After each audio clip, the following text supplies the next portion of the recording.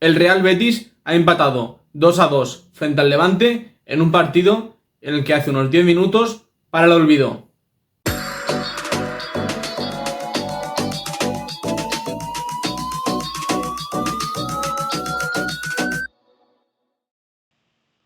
Muy buenas, ¿qué tal? Bienvenidos a un nuevo vídeo, bienvenidos al vídeo de análisis del partido entre el Levante Unión Deportiva y el Real Betis Balompié, que termina en un 2-2, correspondiente al domingo 14 de septiembre a las 4:15 de la tarde. Por así decirlo, como un resumen rápido, es un partido en el que el Betis hace unos 10 minutos absolutamente desastrosos, deplorables, no aptos de un equipo de primera división, de fútbol profesional, y que luego realiza unos 75-70 minutos de un nivel muy alto. Entrando con las alineaciones, el Levante sale con un 4-4-2, con Matthew Ryan, con Toljan, con El Quezábal, con Matías Moreno, con Manu Sánchez en el lateral izquierdo.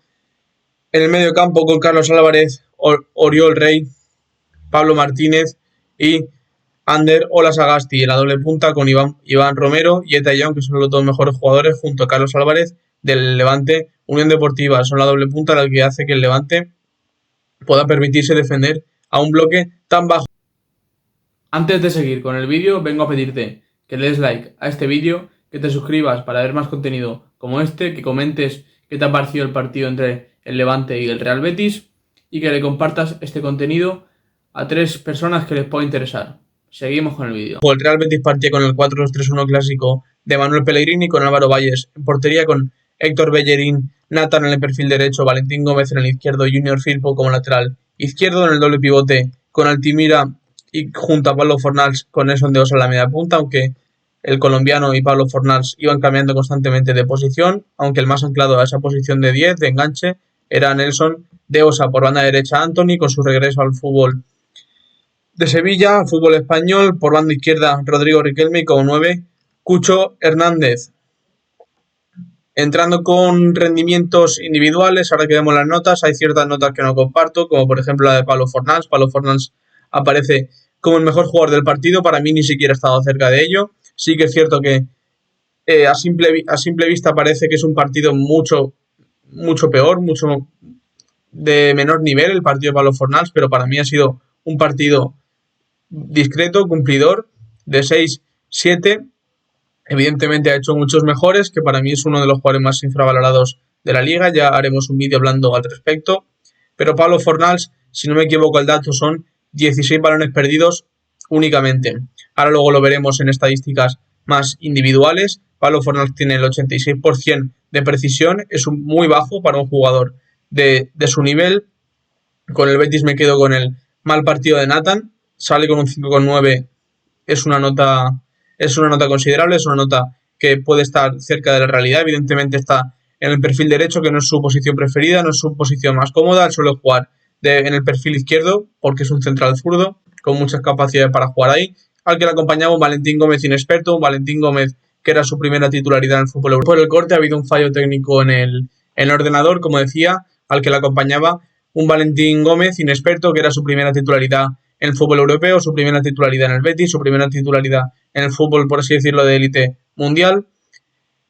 Valentín Gómez es un jugador con buenas condiciones, es un jugador que ha demostrado que puede ser un central de futuro, un central de garantías para muchos equipos a nivel top, pero sí que es cierto que comienza la primera parte, comienza los primeros 10 minutos fatídicos del Real Betis a un nivel que como no solo Valentín Gómez, sino todo el equipo, pero Valentín Gómez junto a Nathan salen, por así decirlo, como protagonistas a un nivel que no se puede admitir en el fútbol de élite. Aún así, luego Valentín Gómez se ha repuesto. Valentín Gómez ha terminado haciendo un partido normal, un partido de buen nivel para ser su primera titularidad europea, yendo al corte, siendo capaz de corregir a campo abierto las transiciones del Levante.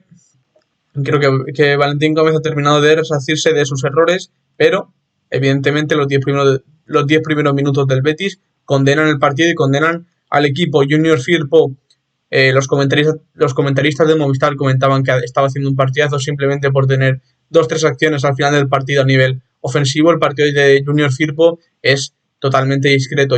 Junior Firpo venía con unas expectativas muy altas, no solo por su regreso, sino también por su buen hacer, por su buen rendimiento en el Leeds United.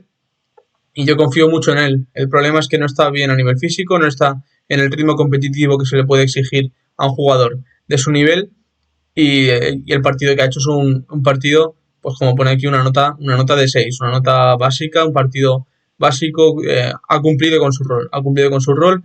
Sí que es cierto que, como digo, no está a buen nivel físico, pero cada vez se le ve mejor porque ya lleva, es el tercer partido que juega con el Betis y poco a poco tiene que coger esa forma física. Sergio Altimira, como siempre, como siempre digo, Sergio Altimira para mí es de lo mejor que tiene el Betis ahora mismo, hoy en día. Es un jugador capaz de rendir siempre, hoy lo ha vuelto a hacer. También se le ve cansado porque ya viene desde la temporada pasada jugando todo. Desde enero, febrero de la temporada pasada lo juega todo. Sí que es cierto que perdió el sitio de titular por Pablo Fornals, pero aún así fue el jugador con más minutos de campo de toda la plantilla y el jugador con más minutos de toda la plantilla, sin contar porteros, porque los porteros tampoco tuvieron muchos minutos. Y esta temporada yo creo que también ha jugado prácticamente todos los minutos. El otro día fue sustituido en el último partido, hoy lo ha vuelto a ser. Nelson de Osa se le ve fuera de ritmo, totalmente fuera de ritmo, aparte de que es un jugador que viene de jugar en México, que hizo un gran mundial de clubes. La media punta no es su posición, evidentemente, viene condicionado por el parón de selecciones, porque Lo Celso no estaba para jugar tantos minutos, para jugar más de esos 60, 70, 80 minutos que podría haber jugado. Creo que Nelson de Osa, como digo, no está a ritmo competitivo, viene de una lesión, viene de jugar a fútbol mexicano, tiene que adaptarse al fútbol europeo. Es una adaptación que generalmente cuesta. Generalmente cuesta. El otro día jugó 20-25 minutos contra el Athletic Club y se le vio con cosas de un interior, de un jugador acompañante del pivote muy positivas. Creo que en esa posición, acompañando al pivote, puede ser un jugador muy interesante, sobre todo a través de su conducción y a través de su capacidad para liderar transiciones. Rodrigo Riquelme ha hecho un buen partido, se le pone una nota de 6,2, no me parece correcto, ha hecho un partido de su nivel, ha hecho un partido no de un extremo del Betis, porque realmente lo que se le pide a un extremo del Betis no es lo que hace Rodrigo Riquelme. Si bien Junior Firpo tuviera un buen nivel físico, sí que sería interesante, pero en ese intervalo entre Cucho, de Osa, en ese espacio de frontal, ahí Rodrigo Riquelme es donde realmente es determinante. El Betis no lo necesita ahí, el Betis lo necesita dando más amplitud, porque ya lo hemos visto la temporada pasada y lo hemos visto cuando ha entrado Abde, que con dos extremos el Betis le cambia la cara. El Betis es otro equipo cuando tiene dos extremos, dando la amplitud donde puede hacer ancho al rival, donde puede ser desequilibrante y donde le permite ser mucho más ofensivo y tener mucho más espacios en zonas interiores.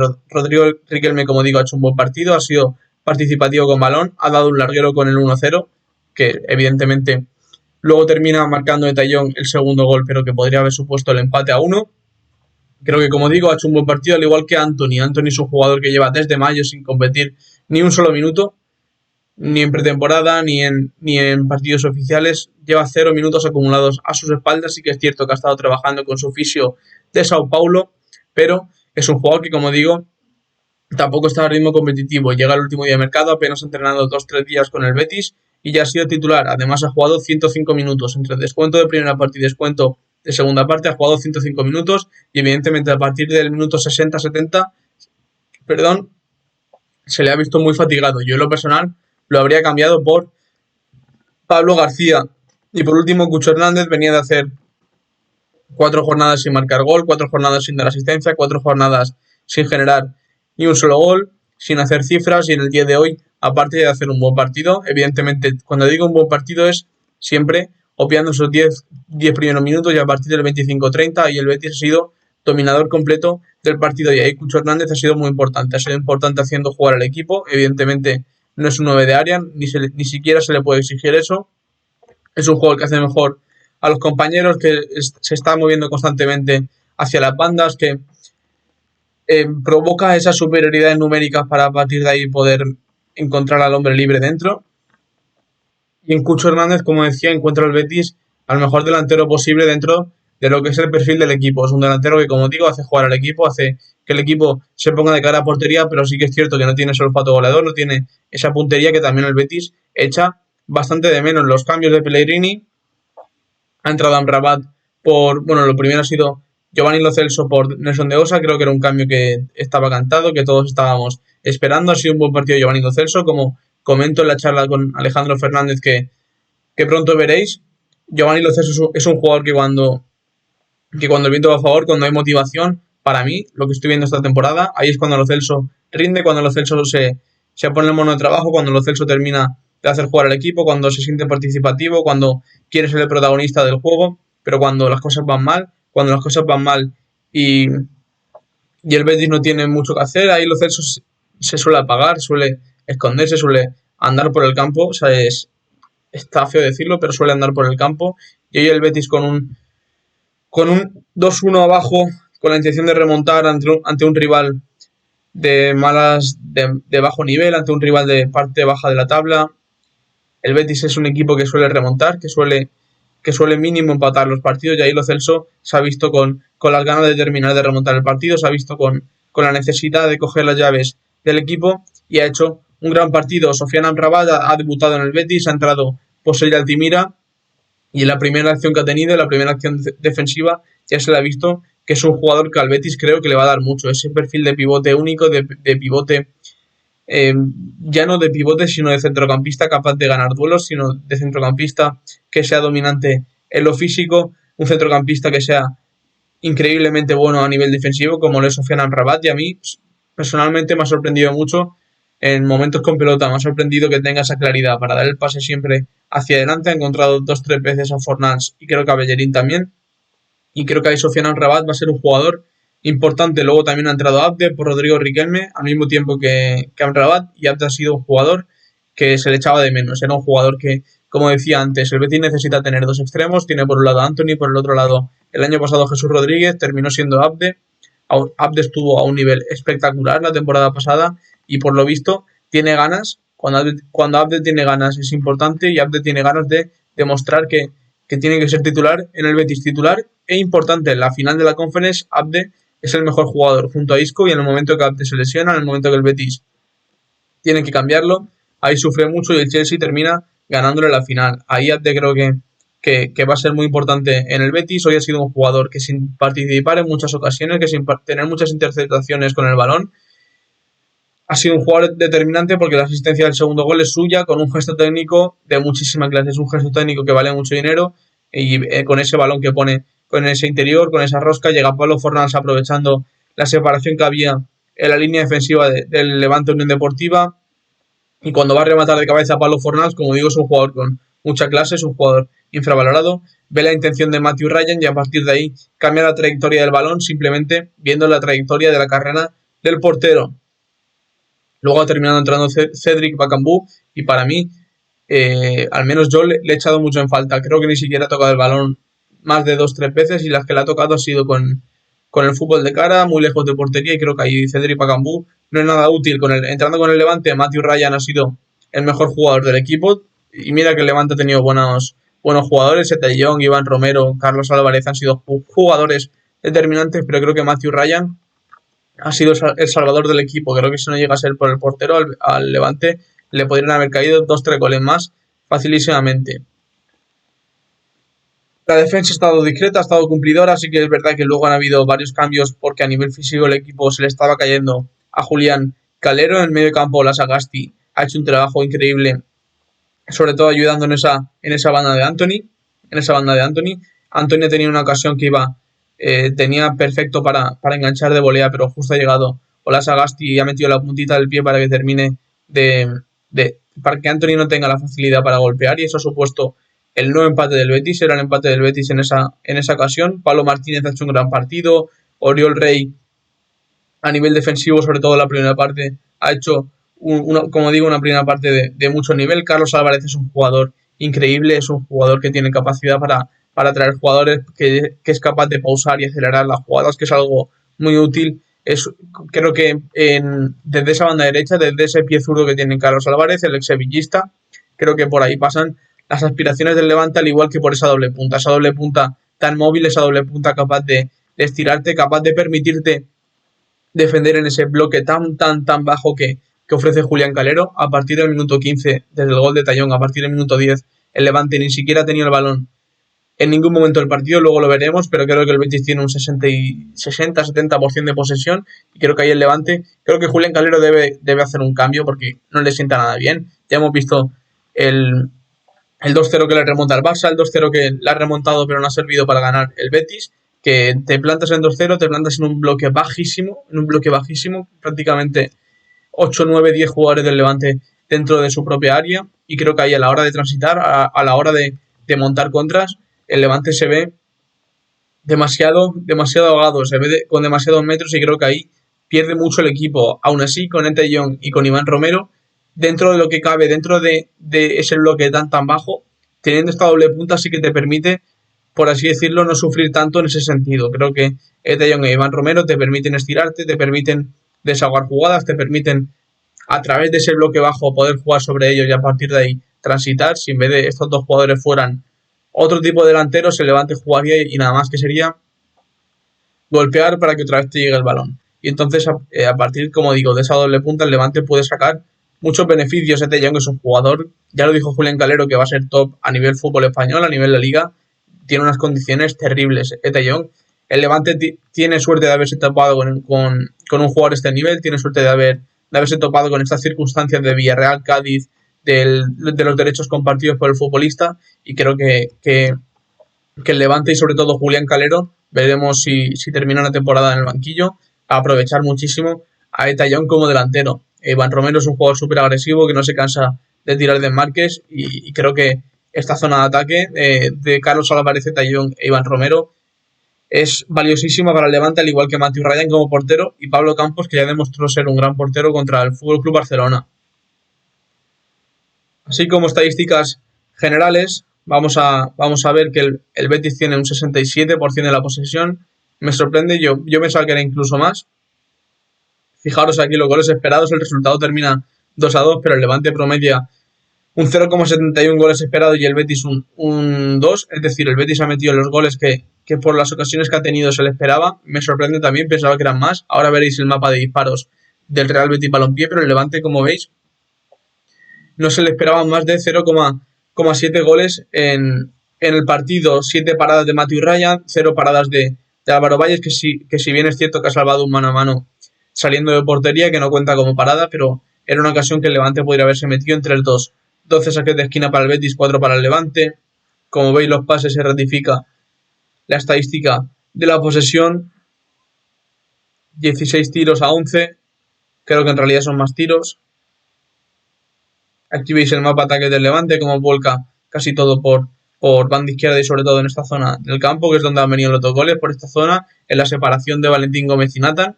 Sobre todo de Nathan, que era quien tenía que ajustarse, era quien tenía que compensar, y a partir de ahí ya hemos visto en el segundo, creo que era 17, y en el primer minuto la primera ocasión de gol y el primer gol. Han venido los dos por esa situación. Valentín Gómez venía demasiado al lado izquierdo, Nathan no ajustaba tampoco, y ese espacio que se creaba entre los dos para una ruptura de cualquier jugador del Levante.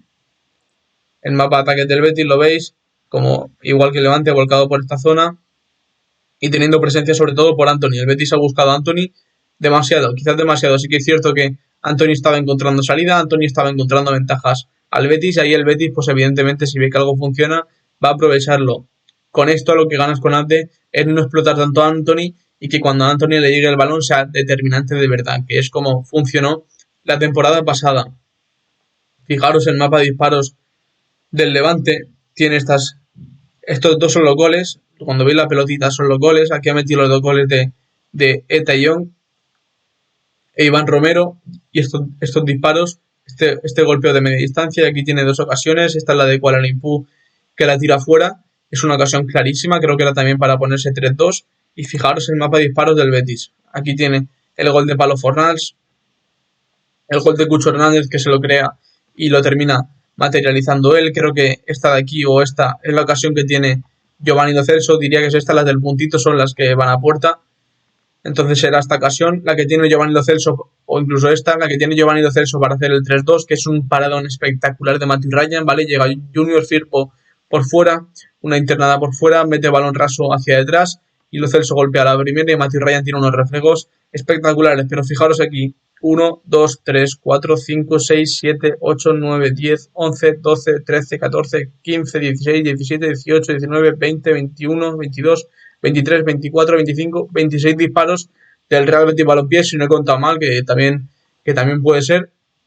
26 disparos del Real Betis, fijaros, aquí pone 28 tiros del Betis. 28 tiros del Betis frente a 5 del Levante.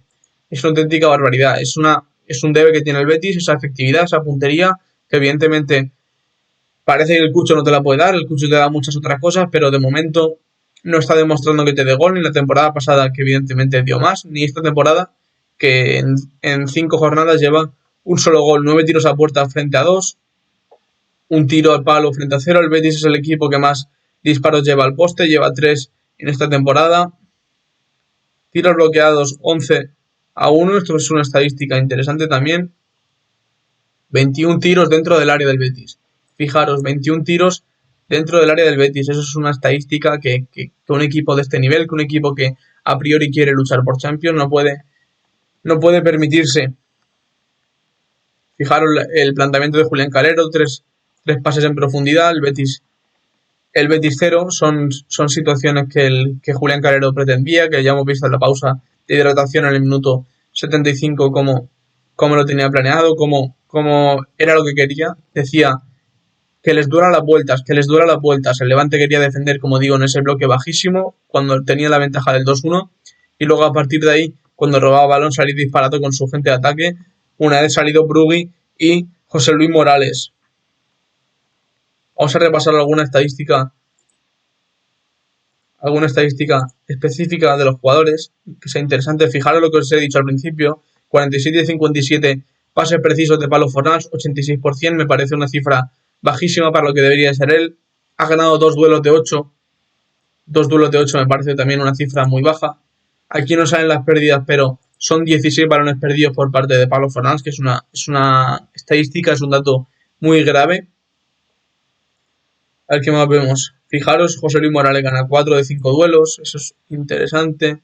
Abde gana 6 de 6, es un jugador que te permite, como he dicho con Anthony, Abde es otro jugador que te permite siempre generar ventajas a partir del 1 contra 1, ya sea en el lado débil o ya sea en el lado fuerte, que ahí también le gusta ser partícipe y ahí también suele ser determinante. Valentín Gómez ya hemos visto cómo se ha resarcido de su error, 98% de precisión, lo normal. Ha ganado 8 duelos de 14, ahí sí que debería tener más cifras, pero también es cierto que su pareja de baile, que su par, era Eta Young, que en ese sentido es muy superior al argentino.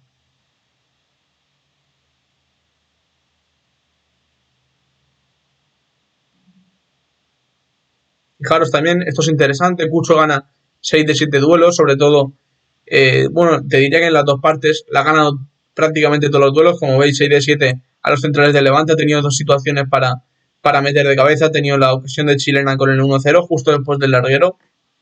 Como te decía, Cucho Hernández ha hecho un gran partido.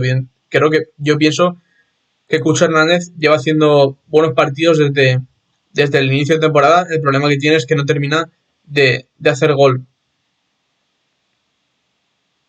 Fijaros, un tiro a puerta y 4 tiros fuera. Ese es el debe de Cucho. 35 toques, pases precisos 80. Y en ese sentido creo que ha hecho un gran partido. Vamos a ver a Giovanni Lo Celso, a ver cómo ha sido su impacto en el juego en el Real Betis. Fijaros, 43 toques en 45 minutos, es un promedio bueno, 4 pases clave. 4 pases clave, esta es la cifra determinante de Giovanni Lo Celso. Esto es lo que hace ser un jugador importante en el Real Betis. Fijaros, 14 posesiones perdidas. 14 posesiones perdidas, eso es una cifra preocupante, al igual que la de Pablo Fornals. Veremos cuánto le contabiliza en el SofaScore. A ver, 16, lo que os comentaba, 16 posesiones perdidas.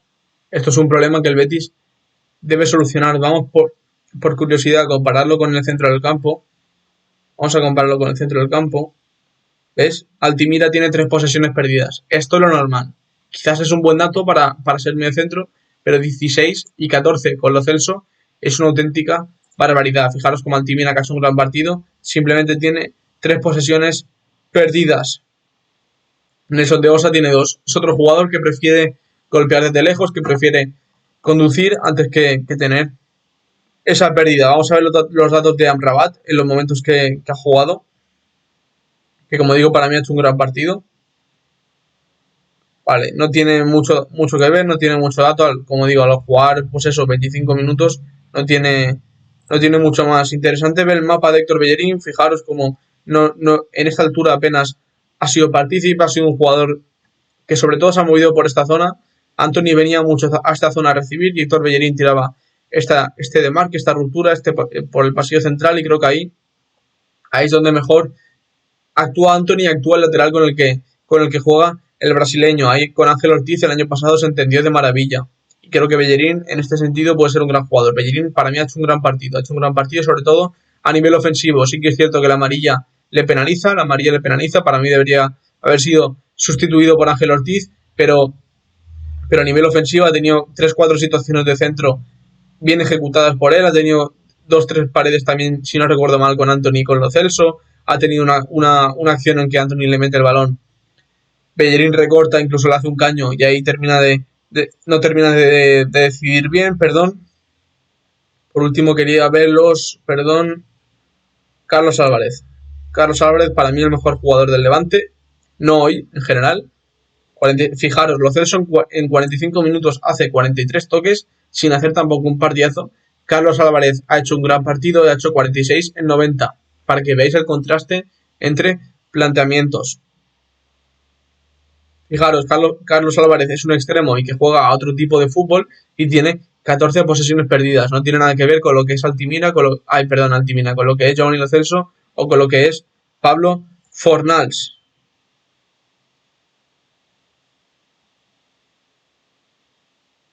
A ver, pases clave, dos pases clave en un estilo de juego como el de Julián Calero, es una cifra bastante interesante. Y por último vamos a ver lo de el mapa de Eta y Young.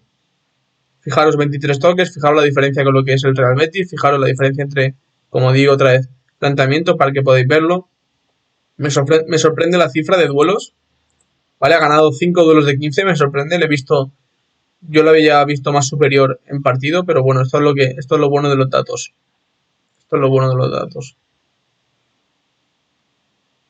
Y por último vamos a terminar con la clasificación. La clasificación termina así, deja al Real Betis en 9ª posición, deja al Levante en 18ª posición, al borde de la permanencia, y creo que, como decía al principio, es un partido manchado por los primeros minutos del Real Betis, pero que evidentemente cuentan. También es cierto que Bellerín comentaba en la entrevista post partido que no se puede jugar un partido en Valencia con este calor, eran 30 grados y 80% de humedad a 14 de septiembre. Ahora mismo, cuando grabo esto, justo después del Betis jugaba un partido Osasuna-Rayo Vallecano. En este sentido creo que Héctor Bellerín tiene razón y que por ejemplo debería haberse disputado el partido del Betis a las 6:30 y el de Osasuna a las 4:15, que al menos en algo podría haber ayudado. Como digo, son 10 minutos desastrosos del Betis, no aptos para primera división, y luego a partir del minuto 20-25 una reacción de un equipo del nivel del Betis, de un equipo que puede luchar por Champions, pero evidentemente el partido dura 90 y no puedes dejarte tantos puntos. Empate contra el Elche, victoria contra el Alavés, empate contra el Celta, derrota contra el Athletic Club, empate contra Levante, Unión Deportiva. Son 6 puntos de 15 contra estos rivales. Creo que cualquier persona, viendo los rivales, se esperaba por lo menos 10-12 puntos de estos 15 que ya se han disputado, que ya han estado en juego por parte del Real Betis. Sí que es cierto destacar que Manuel Pellegrini, lo comento también en la charla con Alejandro Fernández, ha instaurado un suelo competitivo en el Real Betis que, sea cual sea el rival, que sea cual sea las circunstancias, rara vez pierde y rara vez se deja los 3 puntos. Siempre suele rascar ese punto, siempre suele, como digo, tener un suelo competitivo bastante alto el Betis, y creo que estas son bastantes cosas pequeñitas, bastantes detalles que luego, a la hora de tener un proyecto a largo plazo, a la hora de ser un equipo instaurado en la parte alta de la tabla de clasificación, que viene bien siempre para un equipo como el Betis. Con todo esto, creo que el Betis, como digo, se ha dejado muchos más puntos de los que se debería